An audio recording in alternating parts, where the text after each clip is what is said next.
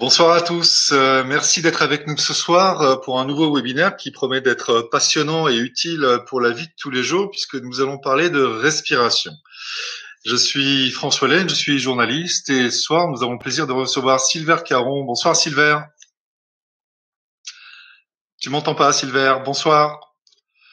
Excusez-nous pour ce petit incident technique. Voilà. En plus, tout fonctionne. Très vite et ce soir, donc nous aurons le plaisir d'accueillir Gaël Lebellec. Bonsoir Gaël. Bonsoir, bonsoir à tous. Content de te voir Gaël Lebellec, pour ceux qui ne le connaîtraient pas, est triple champion du monde de duathlon.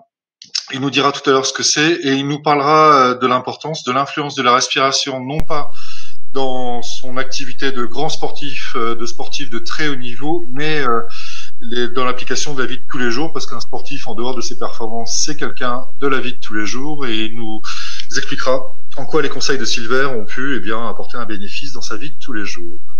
On te retrouvera donc en fin de webinaire, Gaël. Donc, Silver Caron, nous avons déjà fait un webinaire ensemble le 25 juin. C'est un kiné ostéopathe de grand talent. Il a accompagné des équipes sportives notamment de football de première division, des équipes de rugby, et il suit des grands sportifs dans leur activité et dans leur performance. Par ailleurs, il est l'auteur d'un livre. Je vous le montre maintenant. Il est l'auteur d'un livre et donc dans lequel il donne énormément de détails concrets et utiles sur le bien-être et la vie de tous les jours. Et nous allons les détailler ce soir avec lui. Alors Silver, est-ce que tu es revenu? Te revoilà. Bonsoir, j'ai juste changé de navigateur, je n'arrivais plus à me connecter. Et on t'entend parfaitement bien. Bonsoir Silver. Bonsoir à tous et à toutes. Bien, je viens de faire ta présentation, je viens de présenter le thème de ce soir, je viens de présenter Gaël, j'ai présenté ton livre, j'ai partagé la couverture et à tous nos auditeurs, je vous signale que vous pouvez tout à fait poser vos questions dans le chat qui est juste à côté de votre écran et à la fin de l'entretien qui va durer 1 heure, Silver et Gaël, si vous avez des questions pour Gaël, eh bien vous répondront en direct. Alors vous êtes des milliers ce soir à écouter Silver et Gaël et on pourra évidemment pas relayer toutes vos questions, nos excuses par avance. Bon Silver, commençons. Tu veux nous parler de la respiration? Ah ouais, ça se fait avec un immense plaisir. Écoute, explique-nous un petit peu, parce que respirer, a priori, tout le monde sait le faire. Ouais. On le fait tous les jours, tout le temps, de façon très naturelle. Qu'est-ce que tu as de particulier à nous dire sur la respiration? La respiration, c'est quelque chose d'assez extraordinaire. C'est que je suis thérapeute, tu as dû le présenter dans la présentation. Je suis kinésithérapeute, ostéopathe, mais je suis aussi formateur dans des grands groupes à travers la France et la Suisse sur plein d'items, et notamment sur des items tels que la gestion du stress ou les TMS, les troubles musculo-squelettiques.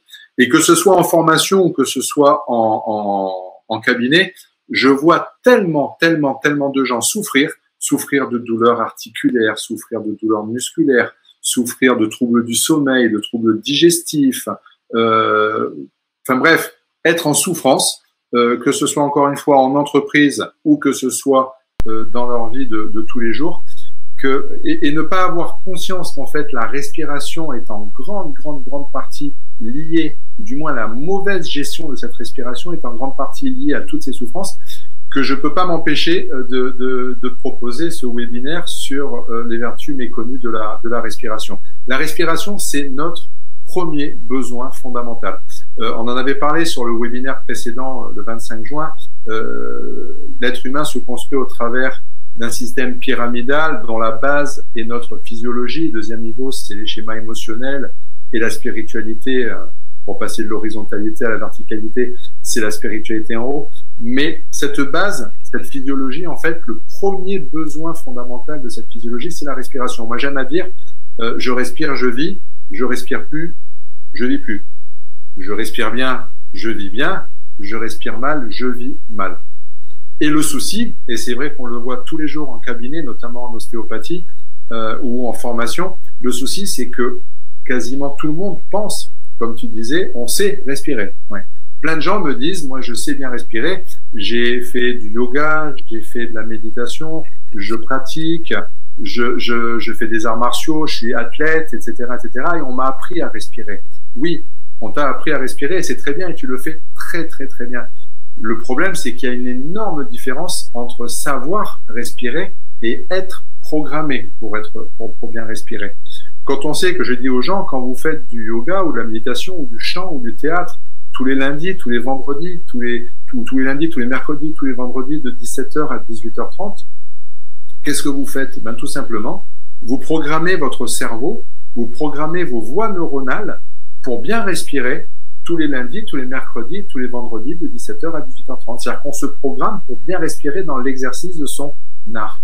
Et dès qu'on sort de ces schémas-là et qu'on revient sur des modes d'automatisation, de vie automatique, relationnelle aux autres, etc., etc., où on n'est plus dans la conscience de cette respiration, eh ben on se remet comme 90 à 95%, 90 à 95% pour nos amis belges et nos amis suisses, bonjour à vous, on se remet à avoir une respiration dite paradoxale, ça touche à peu près 90-95% de la population occidentale.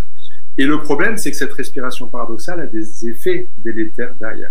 Alors, d'abord, pourquoi on est dans cette respiration paradoxale? Parce qu'un enfant, jusqu'à l'âge de 3 ans, 4 ans, 5 ans, 6 ans, oui, tu voulais me poser une question?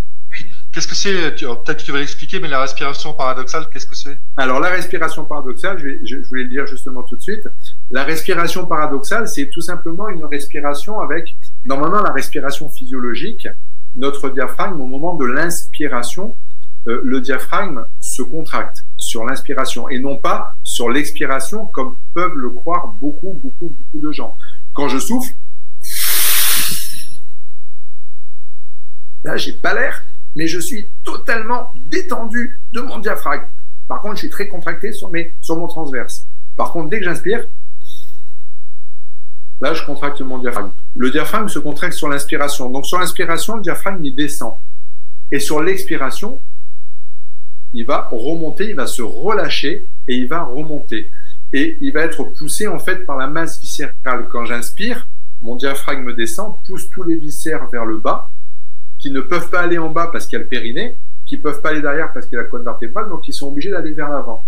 Et dès qu'on va souffler, le diaphragme se relâche et c'est mes abdominaux, notamment le transverse, qui se contractent et qui repoussent les viscères. Et c'est la poussée des viscères qui fait remonter le diaphragme. Et ça, c'est la respiration dite physiologique abdominale dont on entend beaucoup parler, avec une petite ouverture des côtes flottantes en bas, etc., etc. Et dès qu'on est sur une respiration paradoxale, à savoir un verrouillage au niveau notamment transverse, avec un gainage, eh ben on va empêcher ces viscères de descendre, et inconsciemment, en empêchant ces viscères de descendre, on va bloquer le diaphragme dans sa descente. Et que va faire le corps pour s'adapter? Il va compenser en montant la cage thoracique, en montant les côtes supérieures qui vont venir monter, et donc en travaillant certains muscles, on va en parler, qui vont générer certaines pathologies.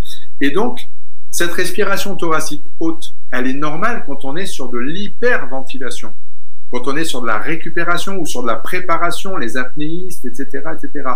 Tout à fait d'accord pour aller ventiler la totalité de mes poumons. Par contre, sur une respiration de base, elle ne doit pas avoir lieu. Et le problème, c'est qu'il y a un grand pourcentage des gens qui sont sur une respiration dite paradoxale, c'est-à-dire qui gagnent, clac, et c'est la cage thoracique qui monte. C'est la raison pour laquelle, pour faire monter la cage thoracique, c'est certains muscles qui vont travailler, notamment les trapèzes, les sternocléidomastoïdiens et les intercostaux supérieurs. C'est la raison pour laquelle il y a à peu près 40 à 45% des gens en France, notamment, et en Occident, qui souffrent de douleurs des trapèzes, qui ont des douleurs là, des fois qui vont même consulter en cardio en disant « je crois que j'ai un infarct », et en fait non, c'est juste des spasmes des muscles intercostaux.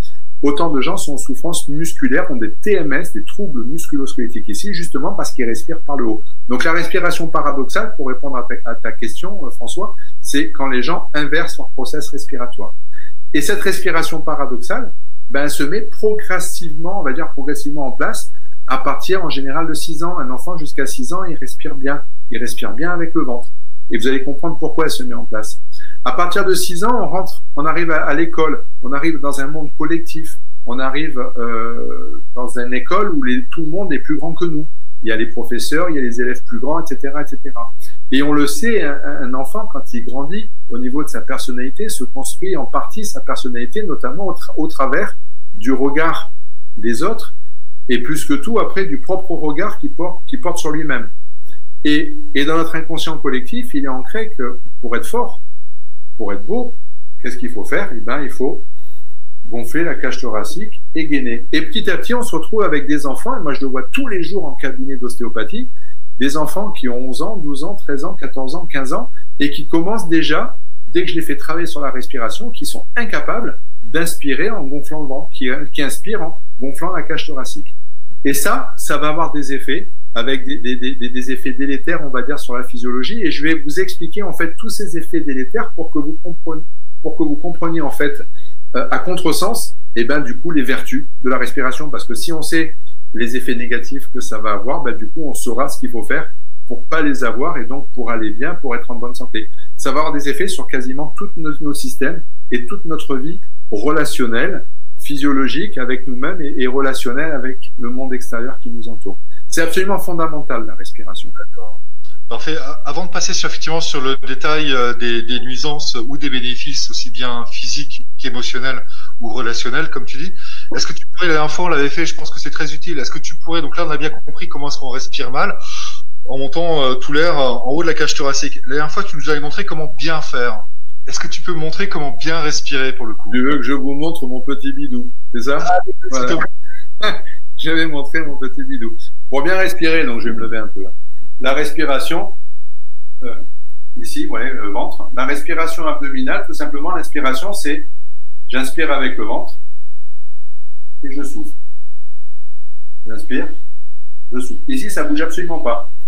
Alors, bien sûr, beaucoup de gens me disent, mais moi, c'est comme ça que je fais. Oui, sauf que quand je suis en séminaire, je le fais très facilement. Là, c'est un peu plus compliqué. Mais quand on demande aux gens, comme ça, spontanément, sans réfléchir, prenez une aspiration, la cage thoracique, elle monte. Si on fait le test, là, je vous dis, vous êtes plusieurs milliers à regarder. Si je vous dis, allez-y, comme ça, sans réfléchir, ne réfléchissez pas, juste prenez une aspiration. Allez-y, top, faites-le.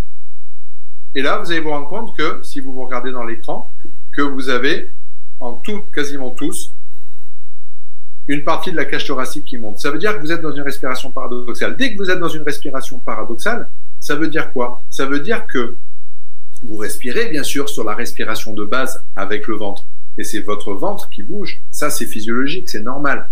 Mais ça veut dire que vous avez inconsciemment une image motrice avec une voie neuronale qui vient gainer et qui vient empêcher, qui vient entraver la mobilité du transverse. Ce qui fait que vous respirez bien avec votre ventre, mais avec une amplitude qui est restreinte. Et vous allez voir l'impact de cette amplitude. Moi, c'est surtout sur cette amplitude restreinte que je travaille au niveau, donc bien sûr, ostéopathique. C'est la raison pour laquelle j'ai fait une capsule récemment, une vidéo sur Bibouda, sur la chaîne YouTube de Bibouda, sur l'étirement, comment étirer son diaphragme, justement pour redonner de la mobilité à ce diaphragme, que je vous conseille d'aller voir.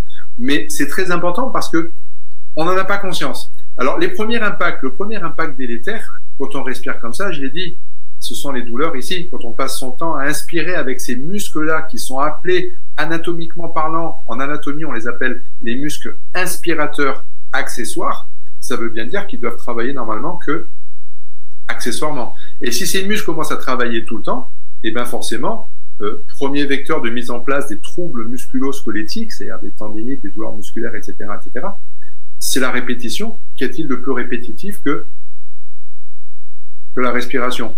Donc, ces muscles-là vont commencer à devenir tendus, douloureux. Et ça fait des gens qui, à la fin de la journée, éprouvent le besoin de étirer les trapèzes, ont des douleurs entre les omoplates, éprouvent le besoin d'étirer entre les omoplates, ont des douleurs parfois aux épaules, voire même des fois des douleurs ici, avec des névralgies type Arnold qui reviennent, tout simplement pour des syndromes de compression au niveau C0, C1, C2, qui sont liés à ces spasmes musculaires. Et tout simplement pas parce qu'ils ont fait un faux mouvement, pas parce qu'ils ont trop forcé ou travaillé avec les bras en l'air, non, tout simplement parce qu'ils passent leur vie à respirer avec leur cage thoracique. C'est bêtassou quand même d'avoir des douleurs juste parce qu'on n'a pas conscience de cette respiration-là et de l'impact de cette respiration. Donc ça, c'est le premier impact. Mais si c'était que ça, il suffirait de faire des étirements et tout tirer pour le mieux dans le meilleur des mondes. Le problème, c'est que en plus, il va y avoir d'autres actions en cascade derrière. Je prends un effet, tout simplement, l'effet de la respiration sur le, comment dire, sur l'oxygénation. Au niveau thoracique, on a nos poumons. Nos poumons, ils se remplissent et ils se vident de cet oxygène. Dans la pointe de nos poumons, en bas, on a quelque chose de très très important qui est présent chez tout le monde. C'est ce qu'on appelle des cul-de-sac pulmonaires, c'est-à-dire le fond des sacs pulmonaires. Et dans ces cul-de-sac pulmonaires, il y a quelque chose que l'on appelle de l'air résiduel. Cet air résiduel, tout le monde en a, mais on n'en a pas tous la même quantité. Quand on respire bien avec une bonne respiration abdominale, que le diaphragme il monte et qui descend, et bien cet air résiduel va être brassé, ces angles vont être brassés mécaniquement par le mouvement diaphragmatique, et cet air résiduel va partir. L'air résiduel, c'est quoi? Ben, c'est de l'air vicié, c'est de l'air mort, c'est de l'air qui n'est pas réoxygéné, c'est de l'air qui sert à pas à grand chose. Et dès qu'on va commencer à respirer avec le diaphragme, donc ça va commencer à brasser, et donc notre quantité d'air résiduel va diminuer. Par contre, dès qu'on va commencer à être sur une respiration inversée, et que c'est la cage thoracique qui va monter, la mobilité diaphragmatique va être réduite, et à partir de là, la quantité d'air résiduel va augmenter. Ça veut dire que l'oxygénation va chuter, va diminuer. Pas de grand chose, hein, peut-être 1%, mais c'est 1%, c'est une goutte d'eau, 1%. Mais 1%, si je fais tomber une goutte d'eau sur un rocher toutes les 8 secondes pendant 50 ans, et ben au bout de 50 ans, ça va faire un trou dans le rocher. Si je suis en carence d'oxygène toutes les 8 secondes, même de 1%, ça va avoir un impact physiologique énorme. Cet oxygène, ensuite, il est distribué à toutes les cellules de notre corps.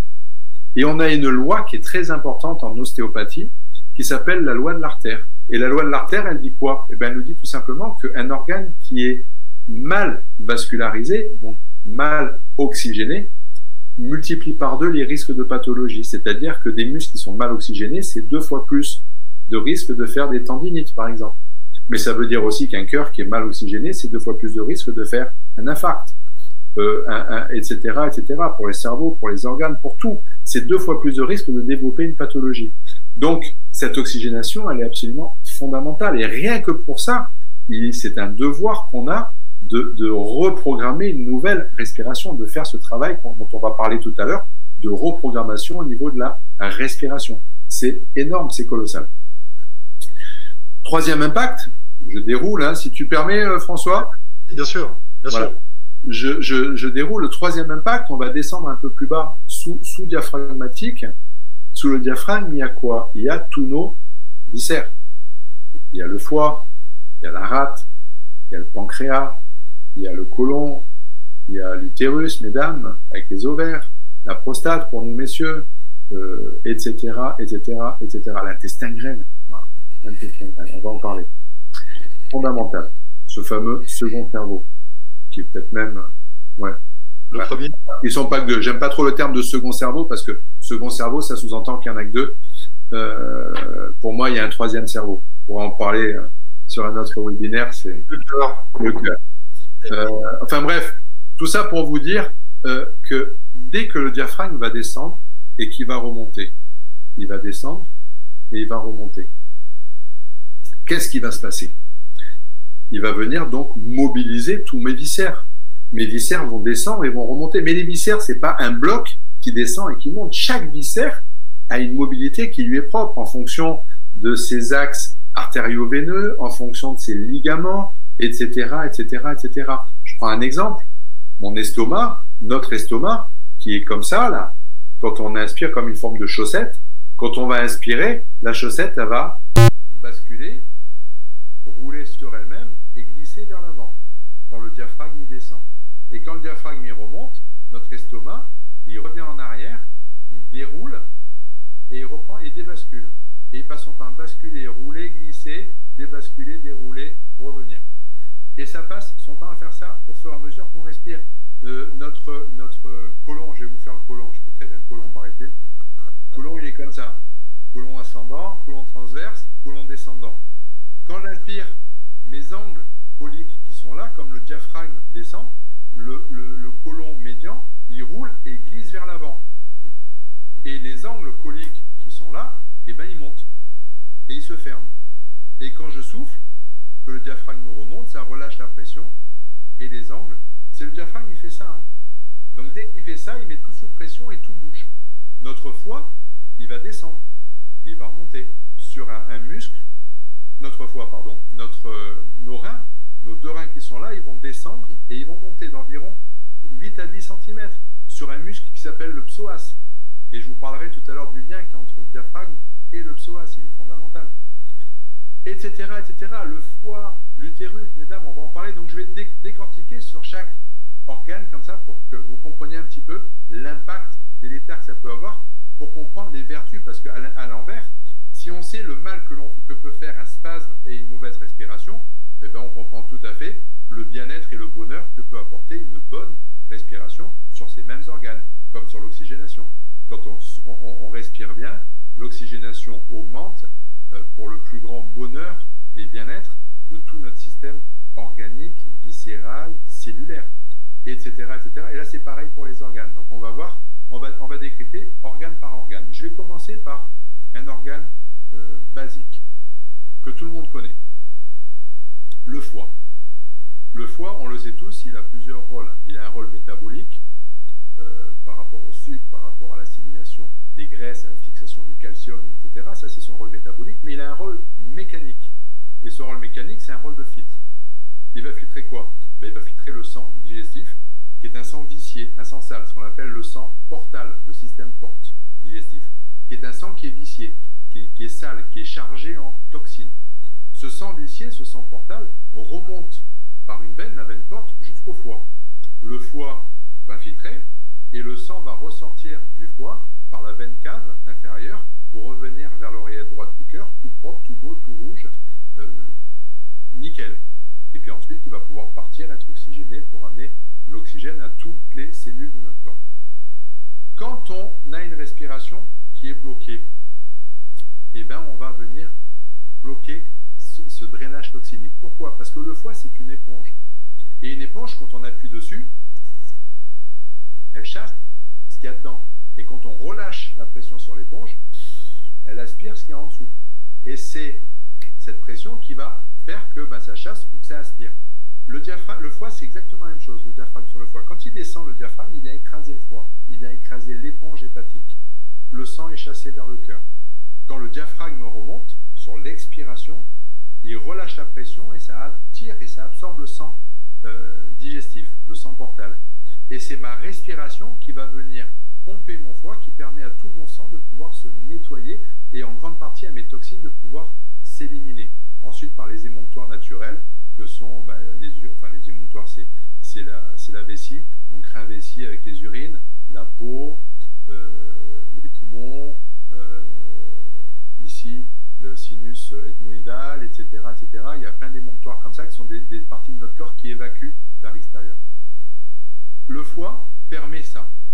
Par ce pompage diaphragmatique, cette respiration permet de pouvoir nettoyer. Si maintenant je suis bloqué, si maintenant je gaine inconsciemment, depuis 5 ans, 10 ans, 15 ans, 20 ans, je gaine au niveau transverse pour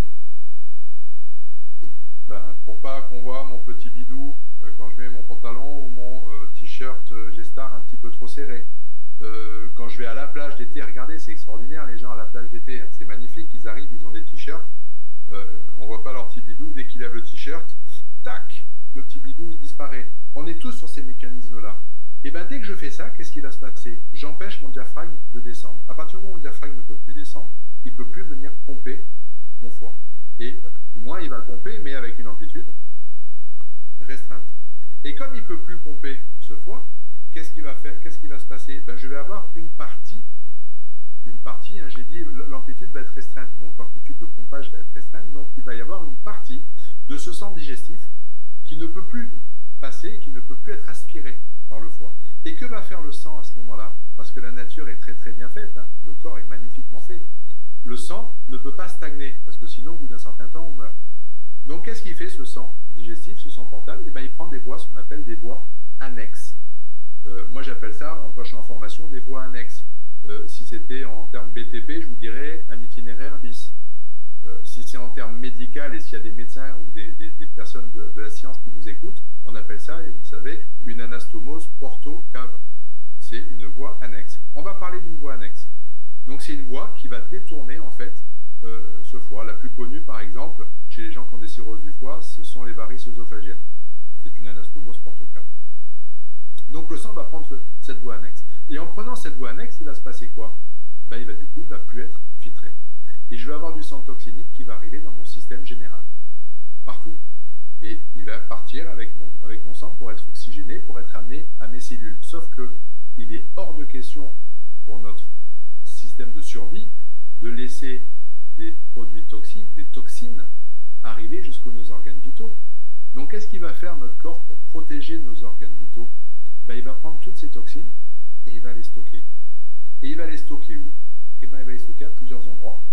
Il va les stocker d'abord dans les muscles, en général, ces toxines, et principalement dans un muscle qui s'appelle le psoas iliaque, qui est un muscle fléchisseur de hanche. Je vous invite à aller voir la capsule sur le psoas iliaque.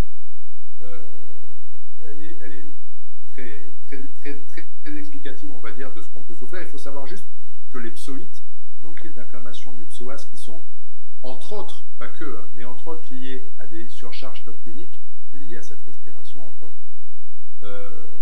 et ben ces psoïdes représentent à peu près 90% des lumbagos diagnostiqués actuellement dans notre monde occidental. Donc c'est quand même important d'en tenir compte. Donc ces toxines vont se mettre d'abord dans ce psoas. Et puis après être parti dans ce psoas, c'est dans tous les muscles périphériques. Ça représente à peu près 60% de ces toxines. Et puis il va y avoir à peu près 40% de ces toxines qui vont aller se mettre dans tous les systèmes articulés périphériques. Les doigts, colonne du pouce, les poignets, les coudes, les épaules, les hanches, les genoux, les chevilles, les orteils, les os du pied, etc. etc. Et c'est des gens qui vont commencer à avoir des douleurs articulaires, des douleurs musculaires, mais des douleurs articulaires au poignet, ici, la colonne du pouce, les fameuses rhizarthroses, là, qui vont commencer à faire des canals carpiens. J'appelle ça des pseudo-canals carpiens. Il faut savoir qu'une partie de ces canals carpiens ne sont pas des vrais canals carpiens. Ils vont commencer à avoir des douleurs articulaires, ils vont se lever le matin, et en se levant le matin, alors que le seul moment de la journée où on devrait avoir mal nulle part, on a dormi pendant 6 heures, 7 heures, 8 heures, c'est le matin, notre corps est reposé. Les gens qui se lèvent le matin et qui font les 10 premiers pas, un peu en tirant les articulations, parce que les articulations sont raides, c'est-à-dire on se lève le matin, le temps d'aller aux toilettes, on a un peu mal aux articulations, et puis le temps de faire 10 pas, hop, la douleur elle passe, ça c'est un comportement toxinique. Donc il faut comprendre que ça c'est pas normal. Et quand on est comme ça, c'est qu'il y a un déséquilibre et qu'il faut le rattraper. Donc on comprend l'impact de la respiration sur ces toxines qui vont aller se mettre sur ces muscles. Et après, on va avoir des gens qui vont faire du sport ou qui vont avoir une activité professionnelle et qui vont avoir des douleurs là, des douleurs au coude et qui vont dire « Ah ouais, non mais c'est parce que je répète mon geste ou je travaille avec les bras en l'air, etc. etc. » Et je leur réponds non. Enfin, pour que la répétition du geste, les bras en l'air, elles permettent d'avoir un trouble musculo-squelettique, il faut que le terrain le favorise et le permette. Et le terrain, c'est toutes les toxines que tu as. La même personne qui va travailler les bras en l'air, mais qui n'a pas de toxines dans ses articulations, dans ses muscles, etc., développera beaucoup moins facilement le TMS que quelqu'un qui est déshydraté avec plein de toxines, acidose, etc., et qui va répéter ce geste-là. C'est juste pour que vous compreniez, ces toxines, elles vont se mettre partout. Donc, on a tout intérêt, par rapport à ce mouvement du diaphragme sur le foie, de faire attention et de réapprendre, ce qu'on va voir tout à l'heure, à respirer. Bien sûr. Tu veux refaire un détail encore?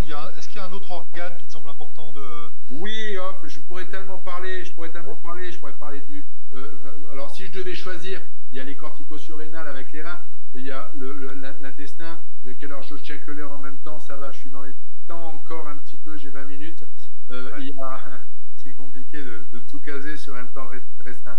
En plus, si je commence à parler entre-temps d'autres choses, ça ne va pas le faire. Oui, il y a bien sûr l'utérus, mesdames. L'utérus, vous avez un utérus qui est antérieur, médian ou postérieur. Très souvent aussi latéraux-dévié. Quand vous avez un diaphragme qui est tendu, il va être sans arrêt en position antérieure, poussé dans sa position antérieure, ou poussé dans sa position postérieure, ou poussé en latéralité. Et forcément, le col ne bougeant pas, ça va se générer un cisaillement au niveau du col de l'utérus. L'artère ovarienne passant par là, cisaillement, il va y avoir une baisse de la vascularisation. Et puis, forcément, s'il y a une baisse de la vascularisation de l'artère, d'avoir un souci, on va dire, au niveau du col risque d'augmenter. Il y a plein de choses comme ça qui a sur les ovaires, au niveau des ovaires, qui sont liées donc à cette respiration, les ovaires qui descendent, qui bougent, qui remontent, qui descendent, etc., avec les trompes. Enfin bref, il y a plein de choses, il y a plein d'impacts. L'impact sur les corticosurrénales. Les corticosurrénales, c'est les petites glandes qu'il y a sur les reins. Je vous ai dit, les reins, ils glissent sur les rails des psoas. Et au-dessus, il y a les petites glandes, les corticosurrénales, qui fabriquent notre cortisol. Les gens n'ont pas conscience qu'une grande partie de leurs process inflammatoires sont liés à ça. Pourquoi? Parce que quand on a une petite glande comme ça, qui fabrique du cortisol, le cortisol, pour ceux qui ne le savent pas, c'est l'hormone du stress émotionnel, stress cellulaire. C'est l'hormone de la survie, le cortisol. On en parlera et j'en parle très très souvent. Quand le diaphragme est sans arrêt tendu et sans arrêt en appui, ça vient stimuler ces corticosurrénales. Quand il monte et qu'il descend, ça régule. Par contre, quand il y a sans arrêt un appui, qu'on a un appui viscéral qui empêche le diaphragme de descendre, les premières à être en contact, ce sont les corticosurrénales. Et dès qu'on est en hyperstimuli mécanique, eh ben, les taux de cortisol vont grimper. Et dès que les taux de cortisol, dès que la cortisolémie augmente, les process inflammatoires vont flamber de la même façon. Les gens vont commencer à avoir des douleurs inflammatoires sans même comprendre et sans même savoir que c'est lié à une hypercortisolémie. Il y a deux choses, hein. Il y a la respiration et l'alimentation qui peuvent générer ça. L'intestin, fondamental, l'intestin grêle, le fameux second cerveau, c'est un tuyau qui est comme ça, j'en avais parlé sur le précédent webinaire. Pour ceux qui s'en rappellent, quand j'inspire, mon tuyau, il se ferme. Quand je souffle, mon tuyau, il monte. Le bol alimentaire, il passe dedans. Si je suis tout le temps en inspire et en gainage, en respiration dite paradoxale, c'est-à-dire le ventre rentré à respirer avec la cage thoracique, mes anses intestinales, elles sont tout le temps fermées. Si elles sont tout le temps fermées, qu'est-ce qui va se passer à ce moment-là? Mon bol va être tout le temps ralenti. S'il est tout le temps ralenti, il va fermenter. S'il fermente, il fait des gaz. Et pour peu que l'alimentation ne soit pas tout à fait adéquate à côté, avec notamment, comme c'est très très très souvent le cas, une alimentation trop chargée en protéines animales. Je ne dis pas chargée en protéines, je dis trop chargée en protéines animales. Donc avec des protéines animales qui vont fermenter en dégageant un gaz qui s'appelle de l'hydrogène, qui va former du soufre derrière. Tout ça, ça va fermenter, et en fermentant, ça va venir complètement dézinguer, complètement détruire ma flore bactérienne intestinale. Et c'est cette flore bactérienne intestinale avec cet intestin qui permet à mon intestin de jouer le rôle de glandes, notamment de glandes endocrines, au niveau notamment de mes taux de sérotonine, et qui vont faire baisser mes défenses immunitaires qui sont fabriquées à 75% dans cet intestin grêle. Donc, baisse des défenses immunitaires, baisse de sécrétion de sérotonine, mal-être qui va commencer à venir. La sérotonine, c'est l'estime de soi. L'estime de soi va commencer à dégringoler. C'est l'hormone de la fierté, la sérotonine, dans ces hormones, dans ces neurohormones du bonheur. Et la fierté, l'estime de soi va commencer à dégringoler. On va commencer à pas être bien, à être sous stress, etc., etc. Pourquoi? Tout simplement parce qu'on respire avec une respiration dite paradoxale.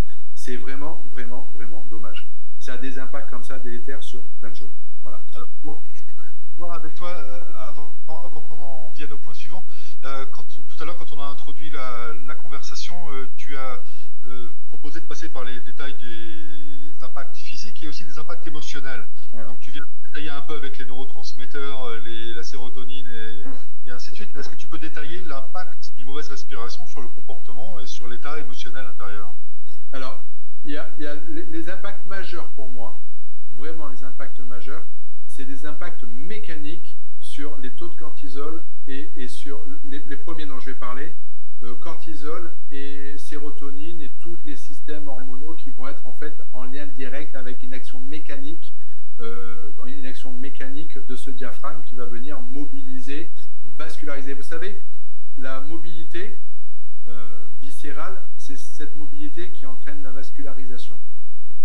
On a énormément de glandes endocrines, on a des glandes endocrines au niveau viscéral, et toute cette mobilité va venir impacter à la fois les glandes au niveau viscéral, mais aussi par les liens qu'il y a entre les différents, on va dire, diaphragmes. Il n'y a pas qu'un seul diaphragme. Vous prenez ce diaphragme-là, il y a le diaphragme pelvien, il y a le diaphragme crânien, avec la tente, ce qu'on appelle la tente du cervelet. Et les trois fonctionnent ensemble, enfin pour nos autres ostéopathes.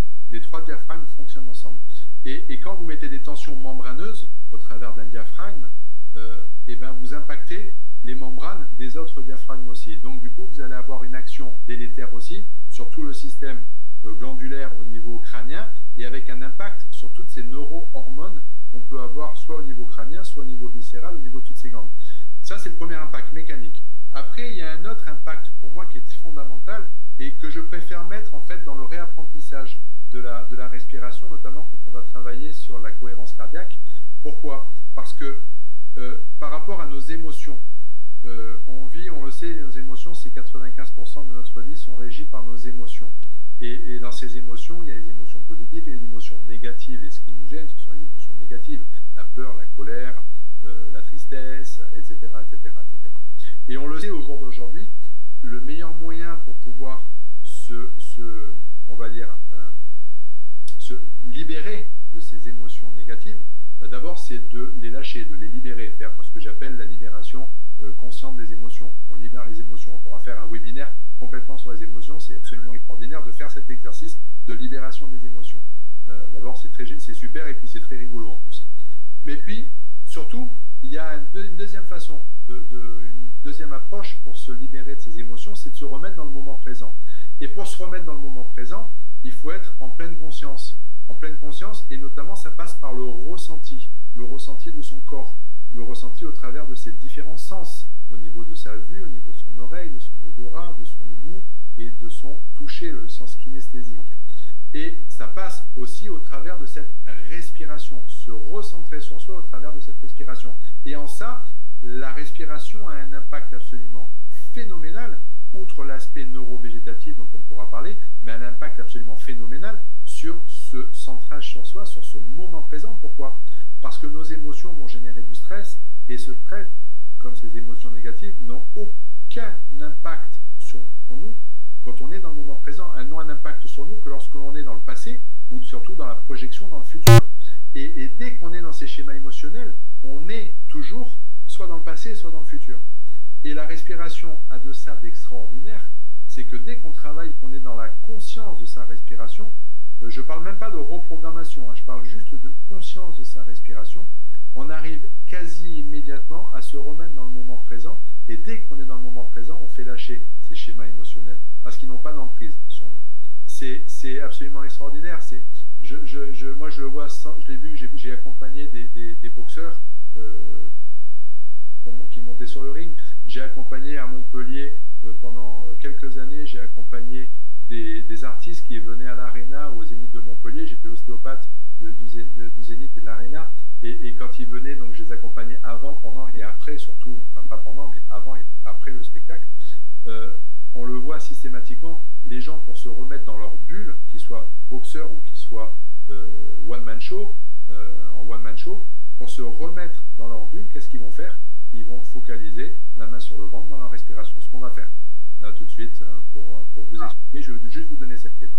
Après, il y a plein d'autres clés, mais toutes ces clés, en fait, on a fait une formation exprès, on pourra en reparler tout à l'heure, mais il y a une formation qui a été faite sur Big Buddha, et c'est vrai que cette formation, en fait, les gens n'en ont pas pris conscience, pensent que cette formation a été faite pour les sportifs, alors que c'est pas du tout le cas. C'est les clés des grands sportifs pour être, on va dire, au service du développement personnel, pour être dans la conscience de soi. C'est une formation qui s'adresse à monsieur et madame tout le monde, et dans cette formation-là, je monte différents exercices respiratoires pour que les gens prennent conscience qu'on peut travailler sur différents plans, que ce soit de la respiration relaxante, détoxifiante ou dynamisante. Il y a différents types, et il y en a encore plein d'autres, hein.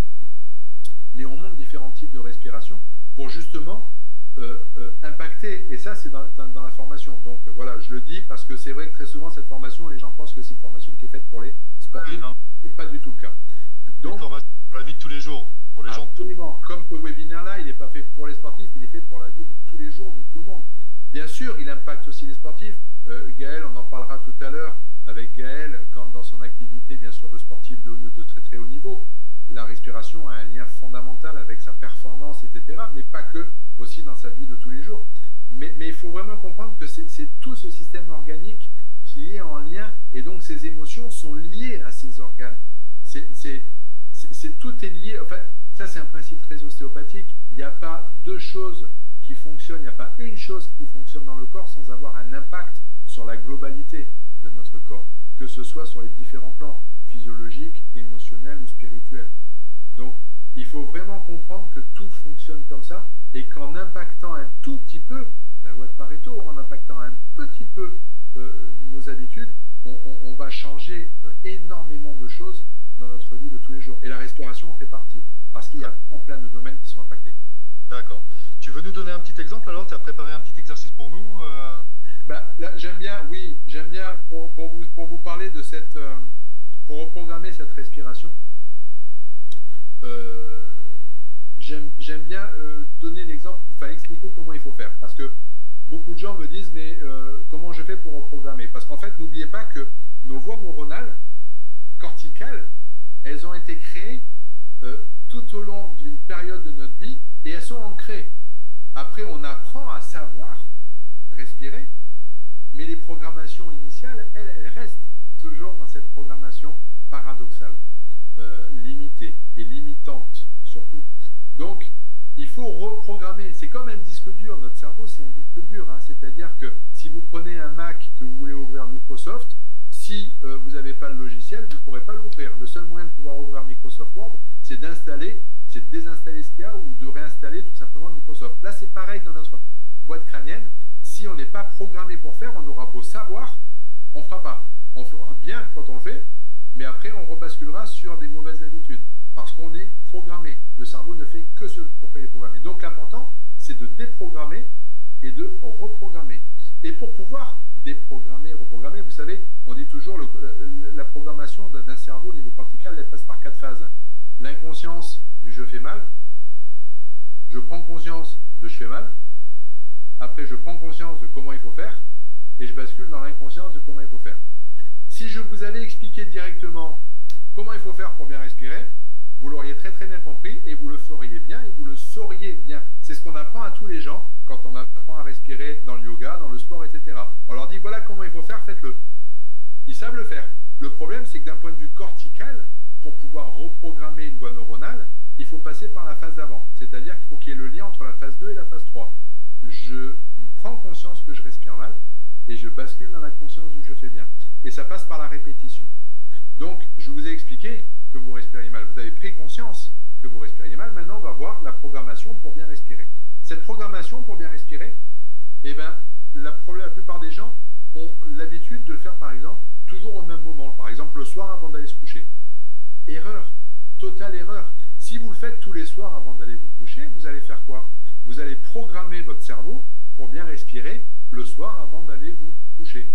En fait, il faut le faire à des moments complètement décalés et différents pour pas que le cerveau s'habitue à le faire toujours. Un petit peu, on en parlait avec Gaël lors une fois, je me rappelle, un peu comme dans le sport, dans le fractionné. Si on veut pas que le corps s'habitue à l'effort et se mette en mode automatique, eh ben on fractionne. Et les sportifs le savent très très bien. C'est exactement la même chose avec la respiration. Il faut faire du fractionnement de la respiration, fractionner sa respiration, jamais le faire au même moment. Après, comment on le fait? Alors moi, j'aime bien le faire sur la base parce que j'aime comme ça, j'associe les deux, de la cohérence cardiaque. Parce que la cohérence cardiaque a plein d'impacts derrière que vous connaissez peut-être, et j'expliquerai la cohérence cardiaque pour ceux qui ignorent ce que c'est. Ça a un impact sur la réduction du stress, sur l'anxiété, sur la régulation du système neurovégétatif, etc., etc. Les taux de DHEA, ça fait baisser les taux de cortisol. Enfin bref, c'est absolument extraordinaire les impacts positifs de cette cohérence cardiaque. Et moi, j'aime bien associer la reprogrammation à la cohérence cardiaque. Donc, comment on fait? Très simplement, on se positionne jamais au même moment. Un coup dans la voiture en partant au travail, un coup en revenant du travail, un coup chez soi dans son lit, un coup dans le salon quand il n'y a pas les enfants, etc., etc. Et je le fais en position assise. Pour ceux qui ont des problèmes de dos, bien sûr, faites-le en position couchée. Si vous le faites coucher, c'est avec les jambes en crochet, les jambes pliées pour détendre les abdos. Et vous posez vos mains sur, je baisse un peu, vous posez vos mains sur l'abdomen. Une fois que la main est posée sur l'abdomen, une main là, une main là. Ou les deux mains sur l'abdomen. Si vous posez les deux mains, posez-les l'une sur l'autre. Jamais comme ça. Je vous expliquerai pourquoi. Et puis là, j'imagine, bien sûr, que mon ventre, c'est un ballon. Donc, comment on fait? Ben, quand on a un ballon, quand on fait rentrer l'air, le ballon, il gonfle. Et quand on vide l'air, le ballon dégonfle. Le ballon, il gonfle. Je vous montre. Le ballon dégonfle. En aucun cas, ça bouge. Ça, c'est pas la programmation. C'est juste la prise de conscience du mouvement. Une fois que j'ai compris ça, je ferme les yeux. Pourquoi je ferme les yeux? Pour me remettre dans le moment présent. Parce que si j'ai les yeux ouverts, je commence à regarder ce qu'il y a autour de moi. Le temps qui passe, les toiles d'araignée au plafond, les bourres de poussière par terre, les enfants qui jouent dans le jardin, etc., etc. Et dès que je regarde ailleurs, mon attention est focalisée sur autre chose, eh ben, je vais commencer à penser au passé, au futur ou aux autres. Je vais commencer à me dire, tiens, j'ai oublié de passer le loup pour nettoyer les toiles d'araignée au plafond. Je pense donc au passé. Il va donc falloir que je le fasse. Je pense au futur. Le stress monte, etc., etc. Donc, je ferme les yeux pour ne pas être sollicité par tout ça. Mais je peux fermer les yeux et continuer à cogiter. Certains disent 60 000 pensées par jour. C'est énorme. Donc, vous imaginez qu'on n'arrête pas de cogiter.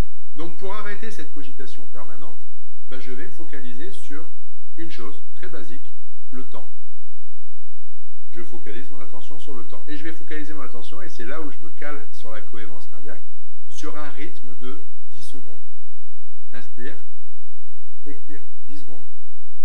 La seule différence que je mets avec l'exercice de cohérence cardiaque, et qui est pour moi fondamental, on en a parlé François, c'est que je vais insister un petit peu plus sur, ou avec Gaël on en a parlé, je vais insister un peu plus sur l'expiration. Pourquoi?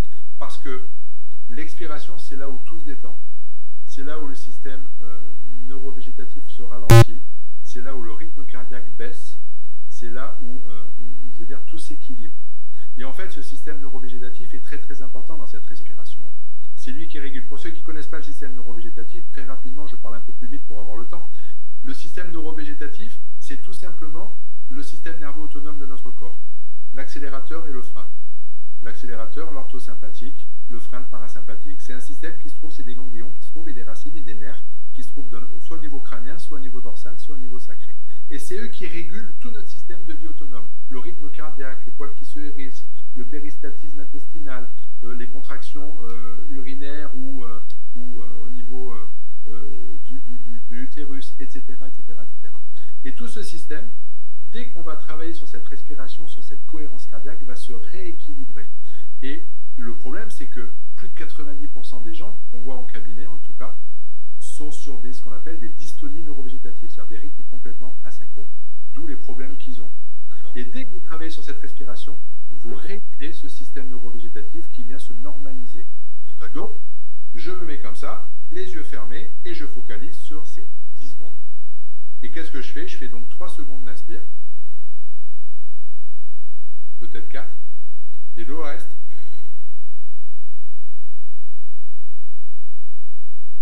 on expire. Ça fait 6 ou 7 secondes d'expire et 3-4 secondes d'inspire.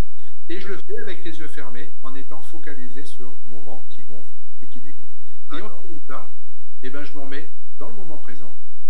Je fais taire toutes les pensées parce qu'on ne peut pas focaliser son attention sur 2 choses en même temps. Toutes les pensées cessent et je régule tout mon système neurovégétatif. Et surtout, on ne peut reprogrammer une voie neuronale qu'en étant dans le moment présent. Quelqu'un qui joue au tennis et qui apprend à jouer au tennis, il ne va pas programmer son geste en regardant les copains à côté, en regardant les avions qui passent dans le ciel, en faisant coucou à sa maman à côté, etc. Il va être focus sur la balle de tennis et sur son geste pour pouvoir le programmer. Sur la respiration, c'est pareil. Il est dans le moment présent. Et ça qu'on peut faire. Excuse-moi Sylvain, et ça, cette respiration-là, tu l'as fait 1 fois par jour, 2 fois par jour, 3 fois par jour, n'importe quand? Alors, au minimum, le minimum syndical, je vais dire 1 fois par jour, mais jamais au même moment. Si vous pouvez le faire 2 fois, 3 fois par jour, c'est encore mieux. Le minimum aussi, la durée, c'est 3 minutes. Il faut au minimum 3 minutes pour pouvoir commencer à reprogrammer une voie neuronale. Et le faire de façon régulière. C'est surtout ça, parce que c'est la régularité. Si j'apprends à jouer au tennis en jouant 1 fois tous les 6 mois, je ne jouerai jamais au tennis. Par contre, si je joue un peu régulièrement, je performerai au tennis et j'apprendrai à jouer au tennis. Et plus je le fais, mieux je jouerai au tennis. C'est exactement la même chose avec la respiration, à des moments différents. Et est-ce que tu es capable de dire à partir de combien d'exercices faits, on peut constater une amélioration, je ne sais pas, sur les problèmes que tu décrivais? Alors, je vais répondre très simplement et je vais répondre en tant que kiné. On a tous les kinés en cabinet, des gens qui viennent pour de la rééducation respiratoire. On arrive, ils viennent en général, ils viennent pas avec 30, 40, 50, 60 séances, sauf s'ils ont des pathologies très lourdes, type mucoviscidose ou autre comme ça, où là c'est un suivi à vie. Mais très souvent, il y a 10, 15, 20 séances. On arrive en 10 séances à reprogrammer quelqu'un s'il le fait bien. C'est-à-dire sur 10 séances, ça représente à peu près 15 jours. Moi, je dis que pour pouvoir bien reprogrammer, ça va dépendre de l'âge de la personne, tout simplement. En fait, pourquoi je m'explique très rapidement, c'est qu'en fonction de notre âge, on n'a pas le même taux de myélinisation. La myéline, c'est la gaine qui entoure les nerfs, qui permet les influx, les passages et la vitesse de transmission au niveau neurologique. Et à partir de 18-19 ans, on commence à baisser nos taux de myélinisation. Et quand on est sur un adulte jeune, il peut se reprogrammer très facilement en 20-21 jours. Quand on est sur un adulte un peu plus âgé, 40-45 ans, il lui faudra plutôt 40 jours, 41 jours, 42 jours pour pouvoir reprogrammer. J'ai eu la grande chance de travailler et de faire des séminaires sur le neuromanagement, les neurosciences appliquées avec le docteur Loretta Browning, qui est une célèbre américaine spécialiste des neurosciences de Californie, de Los Angeles, et qui en fait, elle explique qu'il faut 41 jours, entre 41 et 43 jours pour pouvoir reprogrammer une voie neuronale. C'est la durée. De toute manière, je vais vous dire quelque chose de très basique. Quand on le fait pas un certain temps pour pouvoir apprendre à le faire, pour reprogrammer. Quand on le fait pour faire du bien à son système neurovégétatif, pour faire du bien à son système digestif, viscéral, etc. Donc moi, personnellement, c'est un exercice que je fais tout le temps. Je ne m'arrête pas de le faire. Pourtant, je respire bien avec mon ventre. Je suis très bien programmé. À force de l'expliquer aux autres, ben forcément, je me suis reprogrammé. Mais c'est quelque chose qu'on fait tout le temps parce qu'il y a un impact derrière, un impact physiologique, neurophysiologique, qui m'accompagne au quotidien et qui me permet d'être bien dans ma tête, d'être bien dans mon corps et de pouvoir passer les années au mieux, on va dire, de mes possibilités, quoi. Et la respiration, bien sûr, il n'y a pas que ça, il y a l'alimentation aussi, tout ça, mais la respiration y contribue grandement. Ok, Silver, merci beaucoup, c'était vraiment très clair et très concret. Gaël, bonsoir à toi, merci d'avoir été patient et de nous avoir écoutés religieusement. Bonsoir Gaël. Bonsoir. On écoute Silver, le temps passe vite, c'était hyper intéressant. Ouais. C'est passionnant, c'est passionnant. Et maintenant, c'est à toi de nous passionner par ton témoignage, s'il te plaît. Donc, pour ceux qui ont raté le début, lorsque je t'ai présenté, Gaël Lebellec, tu es triple champion du monde de duathlon. Tu vas nous dire ce que c'est. Donc, évidemment, on se doute que pour toi et pour tous les grands sportifs de ton niveau, la respiration, c'est évidemment crucial, central, parce qu'évidemment, tu peux pas produire un effort dans le temps, ni un effort intense sans pouvoir respirer. Mais plus tu vas nous faire part des effets positifs et bénéfiques dans ta vie de tous les jours par les exercices dont Silver nous vient de parler. Alors d'abord, Gaël, qu'est-ce que c'est le duathlon, s'il te plaît? Le duathlon, c'est un mix de course à pied et de vélo. On commence par le vélo, on enchaîne avec... on commence par la course à pied, on enchaîne par le vélo et on finit par la course à pied. C'est un triple effort qui s'apparente au triathlon mais qui n'a pas de natation dans le milieu. D'accord, et juste pour nous faire peur, en tout, tu fais combien de kilomètres quand tu fais ça? Les championnats du monde, c'est 10 km de course à pied, 150 km à vélo. En individuel, on n'a pas le droit de profiter de l'abri des autres, et puis 30 km pour finir. Donc ça fait l'équivalent d'un marathon, quoi. Ouais. Voilà, un marathon, c'est un peu plus de 6 heures d'effort, vu que c'est un parcours souvent difficile. Voilà, c'est un peu plus de 6 heures d'effort. D'accord, Gaël. Et donc j'imagine que alors l'exercice respiratoire, ils te servent à quoi? Ils te servent à récupérer plus vite d'un tel effort, ils te servent à le préparer, ils te servent à être bien psychiquement, mentalement, comme nous a expliqué Silver, dans ta tête pour affronter ces épreuves, ou pour bien vivre tous les jours quand tu n'es pas en phase d'entraînement? Ça te sert à quoi? Moi, la respiration, je pense que je fais partie un peu des gens qui pensaient savoir respirer avant d'écouter Silver. Je l'utilisais ponctuellement dans des moments assez précis. Ça peut être à l'approche d'une compétition, quand le taux de stress ou le taux de cortisol est trop élevé, c'est essayer de, quand on a des pensées un peu qui partent à droite à gauche, se recentrer justement dans le moment présent. Et je pense que je faisais un peu ce que dit Silver, d'avoir une durée répétitive, 10 secondes, 12 secondes. Et en fait, comme l'expliquait Silver, on ne peut pas avoir deux pensées en même temps, donc quand on se focalise là-dessus, on oublie les pensées parasites un petit peu et on se concentre concentre sur le moment, vraiment sur ce qu'on fait. Ça peut être avant la course, ça peut être la veille, ça peut être pendant la course. Si on commence à penser, je me souviens une fois, mon deuxième titre mondial, j'étais en tête et il restait une demi-heure d'effort et j'ai commencé à imaginer la victoire. Là, je me suis dit, c'est pas le moment d'y penser, t'es pas arrivé là, il y a encore un petit bout de chemin à faire. Et là, je me suis concentré sur ma respiration et hop, les pensées parasites sont terminées. Je suis resté sur le virage que je devais apprendre en vélo, la côte qui me restait à monter à pied, et ça m'a permis de rester focalisé vraiment sur mon effort. Et la respiration, voilà, ça permet aussi de caler une fréquence de pédalage, de course à pied. C'est vraiment se caler sur. J'essaie de me caler, moi, ma respiration sur la fréquence des mouvements. Donc ça, c'est un peu pour le côté effort. Et le côté sommeil, enfin, j'utilisais ponctuellement aussi quand il y a le stress, quand on a besoin de dormir pour la nuit ou pour les micro-siestes. Les micro-siestes sont quand même très importantes dans le sport, quand on s'entraîne 2, des fois 3 fois par jour. Ça permet de récupérer très vite. Et j'ai envie de dire que même s'il n'y a pas d'endormissement, le fait d'avoir bossé un peu la respiration pendant 2, 3, 4 minutes, c'est un gain de temps. On récupère beaucoup plus vite pour enchaîner sur un autre entraînement. Ça, c'est ça. Et dis-moi, je ne sais pas comment on se connaît pas, je ne sais pas comment tu es dans la vie de tous les jours, mais j'imagine que pour affronter de telles épreuves, s'entraîner tout au long de l'année pour relever les défis, il faut avoir une détermination, un mental, une agressivité qui est là au top pour avoir le couteau entre les dents lors de l'épreuve et puis arriver à tenir dans le temps. C'est pas simple pour le coup. Est-ce que tu dirais que la respiration, ça t'aide à garder justement cette lucidité, cet esprit clair vers l'objectif, que pour des préparations très longues, pour un effort très intense, est-ce que ça t'aide donc personnellement, psychiquement? Oui, ça aide pas mal dans la phase de préparation. En fait, dans le sport, on a la préparation, on a la réalisation qui est le moment de la course, et puis ensuite ce qu'on appelle le débriefing, capitalisation, tout ça. Je pense que dans la phase de préparation, c'est hyper important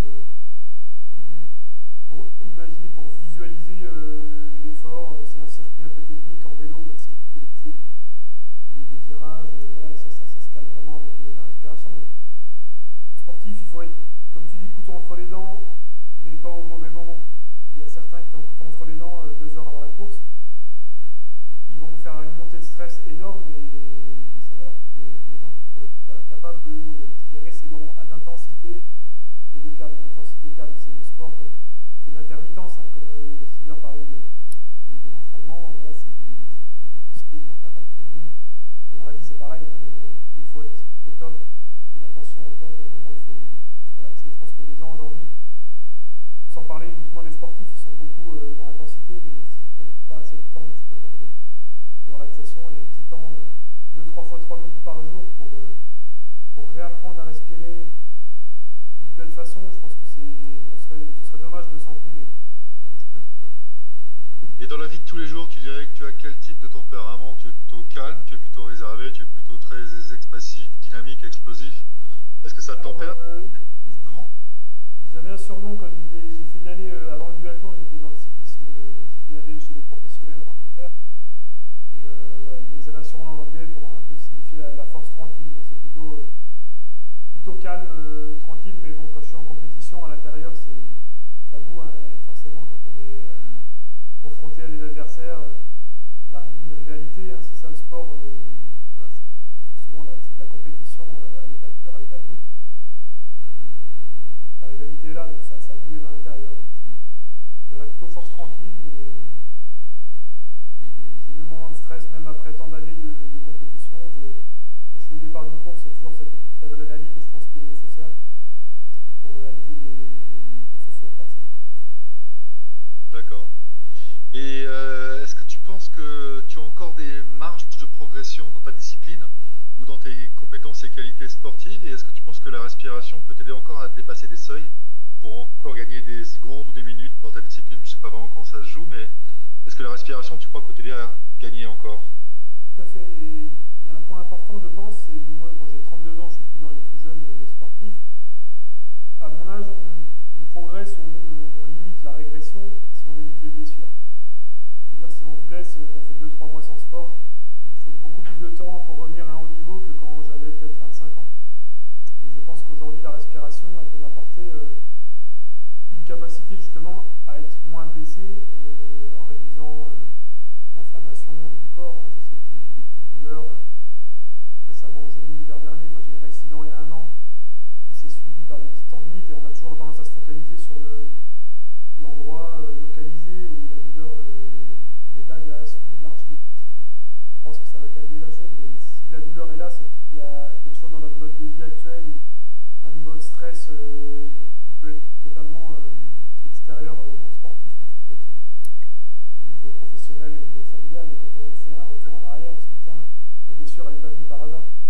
Et pour réduire ce niveau de stress qui peut être induit par des événements ou des actions extérieures, la respiration, moi, elle est primordiale. Dès que j'ai un moment de stress ou même de colère, ou je sais pas, la respiration permet de diminuer tout ça, de diminuer l'inflammation. C'est radical, hein. Les blessures, elles partent. Quand on n'est pas stressé, on n'est pas blessé. Bon, super. Et donc le 4e titre de champion du monde, il est pour toi? Tu vas l'avoir alors? Eh bien, malheureusement, il n'a pas lieu. Les championnats du monde devaient avoir lieu en Suisse le 20 septembre prochain. Bien sûr. Il y a une semaine, j'ai appris que l'épreuve était annulée. Donc, je me reconcentre sur mon activité de coach avec l'équipe. Je coach une équipe féminine professionnelle, l'équipe de cyclisme, l'équipe Charente-Maritime Women's Cycling, et on est en stage la semaine prochaine. J'ai déjà prévu quelques séances de respiration pendant le stage. Super. Eh ben, super. Merci beaucoup Gaël, ton témoignage, c'était vraiment très intéressant de t'entendre. Merci à vous. Merci d'avoir été avec nous ce soir. Oui. Je voudrais juste rebondir sur quelque chose qu'a dit Gaël et qui est tellement important pour moi dans des process, des mises en place des pathologies, etc. Quelles qu'elles soient dans le milieu sportif ou qu'elles soient dans la vie de tous les jours pour monsieur et madame tout le monde.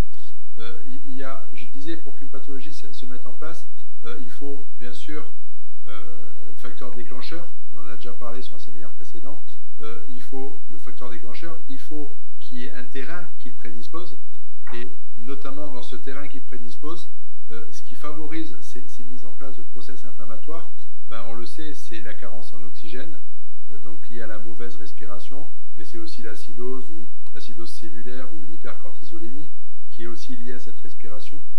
Et puis il faut aussi, et Gaël l'a très bien dit, il faut un vecteur émotionnel, il faut un conflit émotionnel.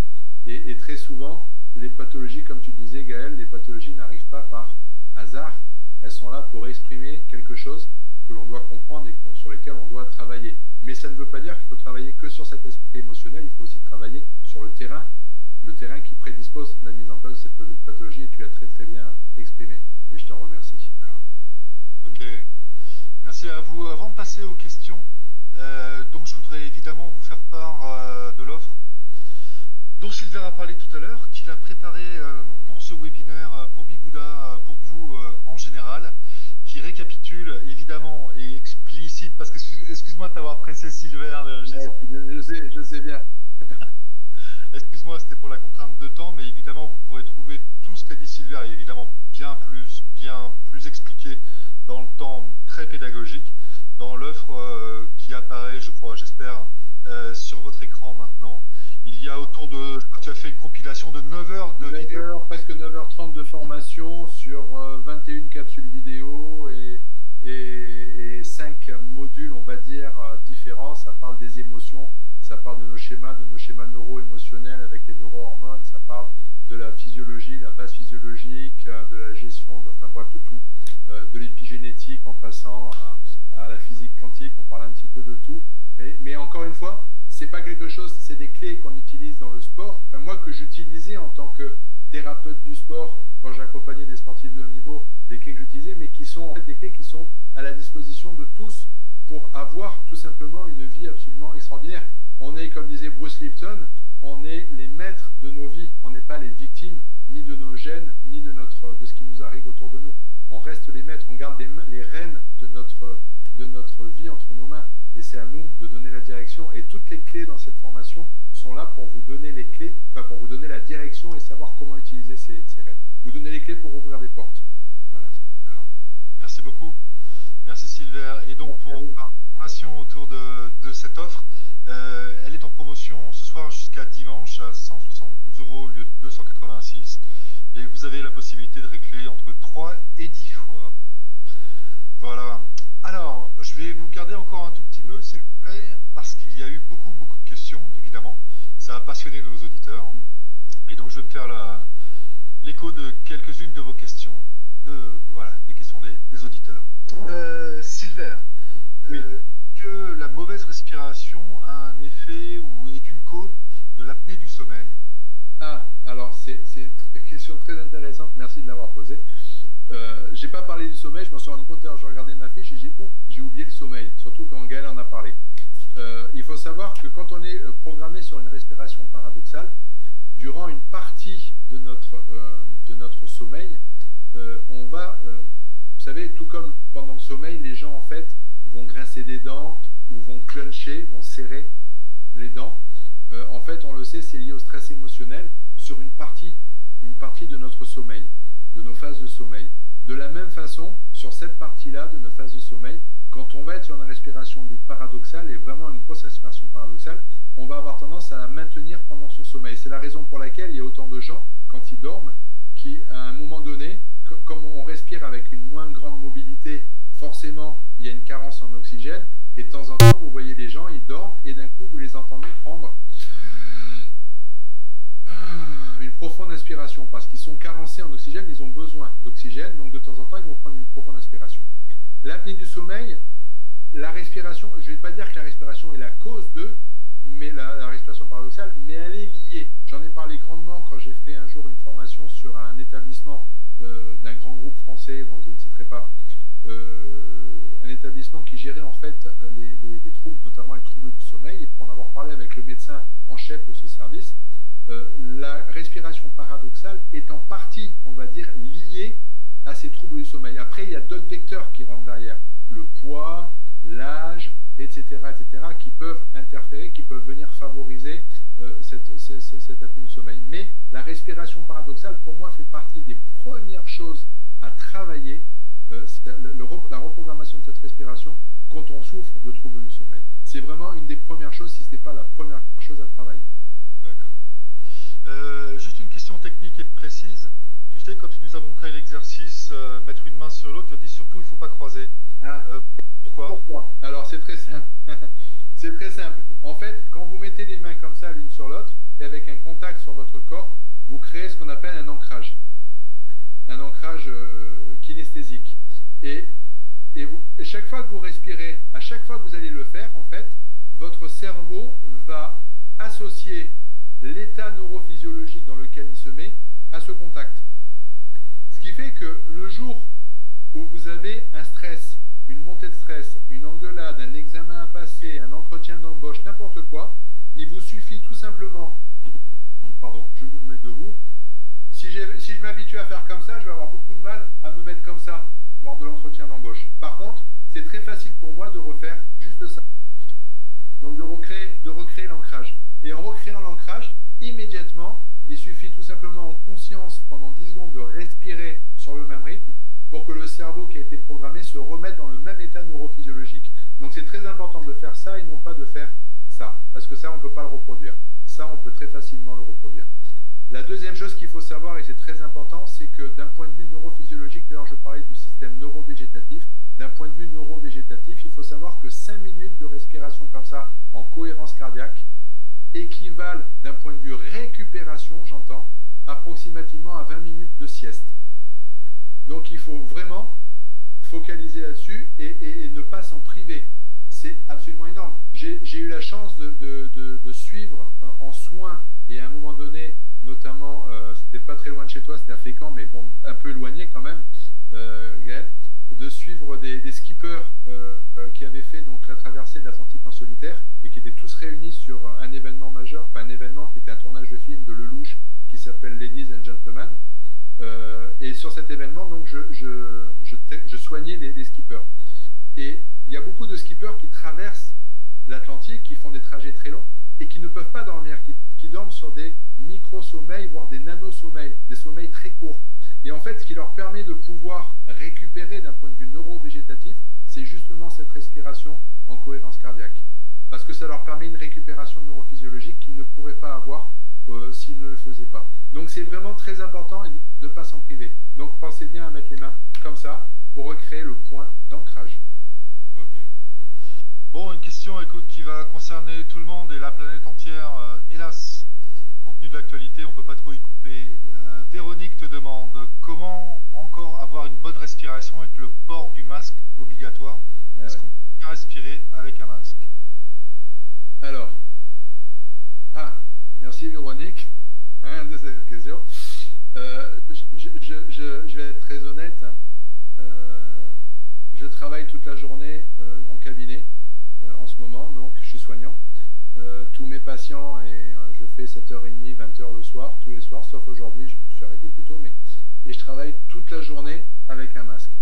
Je vais pas dire c'est un enfer, j'aime pas le terme, mais c'est très compliqué parce que c'est vrai que ça génère énormément de fatigue. Je me suis rendu compte que ça générait beaucoup plus de fatigue que quand il n'y a pas le masque. Parce que justement, il y a cette carence, un petit peu, cette hypoxie, on va dire relative, qui est liée au port du masque. Je fais un gros distinguo entre les masques chirurgicaux et les masques en tissu par rapport à ça. Pas du tout le même impact d'un point de vue respiratoire. Je préconise, bien sûr, plutôt les masques chirurgicaux que les masques en tissu. Les masques en tissu, c'est une catastrophe. C'est impossible de bien respirer. Alors, la reprogrammation, vous pouvez la faire hein, quand même avec le masque. Mais vous aurez toujours une capacité, une limitation en oxygénation. Ça, c'est clair avec le masque. Donc, privilégiez les masques chirurgicaux que les masques tissus qui, eux, vont vraiment bloquer et entraver l'oxygénation. Par contre, la reprogrammation, le geste, on peut le faire même avec le masque. D'accord.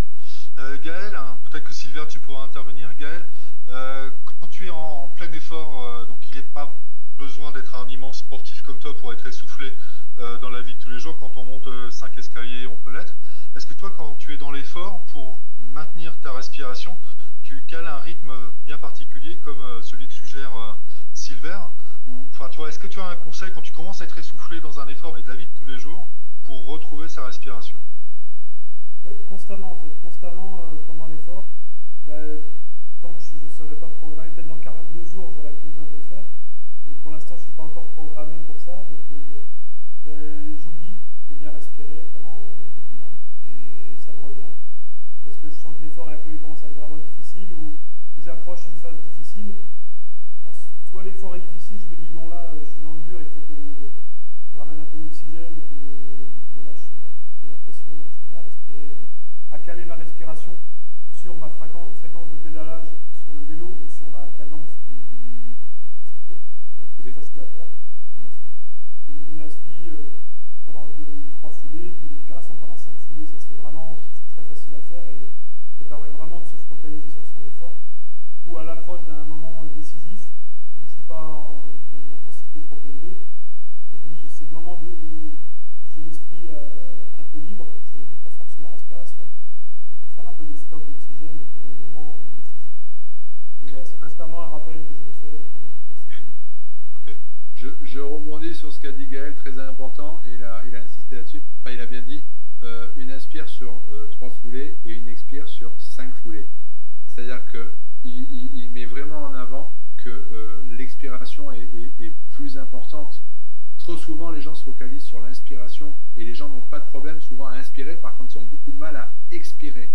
Ils ont du mal à tenir l'expiration plus longue. Et ça, c'est très fréquent en cabinet.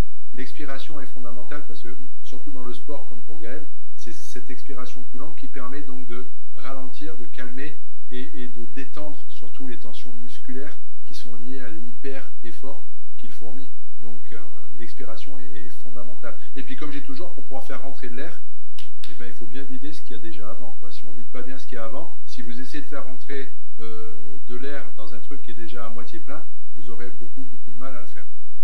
D'accord, donc quand je monte mes 5 étages pour aller chez moi et pour ne pas être essoufflé quand j'arrive au 5e, il faut que je prenne une... Il faut surtout focaliser sur l'expire. On a tendance à vouloir faire rentrer de l'air. Ce qu'il faut surtout, c'est ce qu'il ne faut pas faire, il faut surtout faire sortir son air, l'expirer. Parce que l'inspiration, elle est naturelle, elle est automatique. L'expiration, elle est volontaire. Donc, c'est 2 choses. Il faut vraiment... et les gens ont tendance à focaliser sur l'inspiration.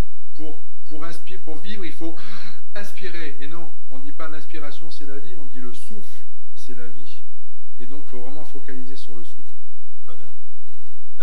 Silver, dis-moi, on a beaucoup d'auditeurs ce soir qui commencent à avoir bien entendu parler de la cohérence cardiaque à travers ton précédent webinaire ou d'autres intervenants de Bibouda ou même d'autres sources, et qui sont un peu dans la confusion par rapport au changement de rythme que tu as donné, parce que la cohérence cardiaque, classiquement, on te dit tu inspires pendant 5 secondes et tu expires. Tout à fait.